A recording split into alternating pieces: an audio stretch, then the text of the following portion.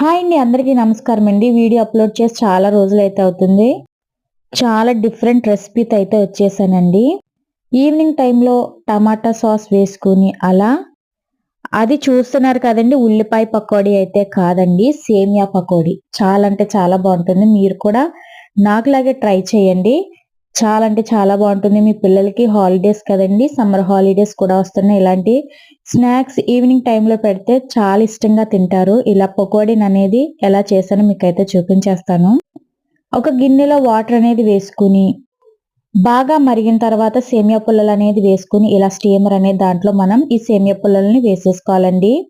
మనం వీలుగా కలుపుకుని ఒక పాత్రను అయితే తీసుకుని అందులో సన్నగా తరిగిన ఉల్లిపాయ ముక్కలు, పచ్చిమిరపకాయ ముక్కలు, కరివేపాకు, కొత్తిమీర, కాస్త సాల్ట్‌ని కూడా వేసుకొని మనం ఈ ఉల్లిపాయ ముక్కలకి పట్టేలా అనేది కలుపుకోవాలండి. ఇలా కలపడం వల్ల ఏంటంటే మనకి పకోడీ అనేది చాలా బాగా వస్తుంది.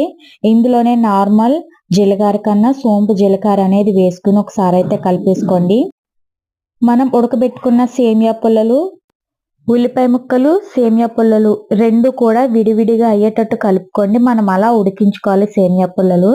ఇందులోనే మీ ఇంట్లో ఏదైతే వాడతారో అది గరం మసాలా పౌడర్, మిరియాల పౌడర్, సేమియా పుల్లలకి మనం వేసుకునే ఉల్లిపాయ ముక్కలకి సరిపడా శనగపిండిని, 2 స్పూన్లు బియ్యం పిండిని వేసుకుని ముందుగా వాటర్ అనేది వేయకుండా నార్మల్గా అనేది కలిపేసుకోండి. వాటర్ అనేది ఫస్ట్నే యూజ్ చేయకూడదు, ఎందుకంటే ఉల్లిపాయ ముక్కల్లోనే సేమియా పుల్లల్లో మనకి వాటర్ అనేది ఉంటుంది.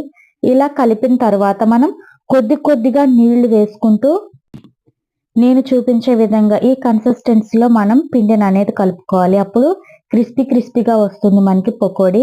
చాలా అంటే చాలా టేస్టీగా ఉంటుందండి. మరుగుతున్న ఆయిల్లో చిన్నగా మనం పకోడీలా వేసుకుని సిమ్లో పెట్టుకుని నిదానంగా అయితే వేయించుకోవాలండి. ఎందుకంటే మనకి హైలో పెట్టుకుంటే కలర్ మారుతుంది కానీ లోపల అనేది ఉడకదు. ఏదైనా కూడా మనం బజ్జీలు ఏదైనా కూడా కాస్త సిమ్లో పెట్టుకుని నిదానంగా వేయించుకుంటే ఈ కరకరలాడే పకోడీ అనేది రెడీ అయిపోతుందండి. మీరు కూడా మీ ఇంట్లో ట్రై చేయండి.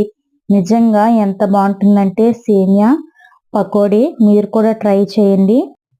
నా వీడియోస్కి లైక్ చేయండి, షేర్ చేయండి, సబ్స్క్రైబ్ చేయండి.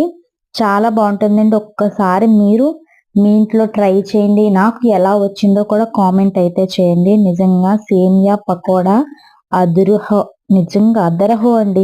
మీరు కూడా ట్రై చేయండి మీ ఇంట్లో.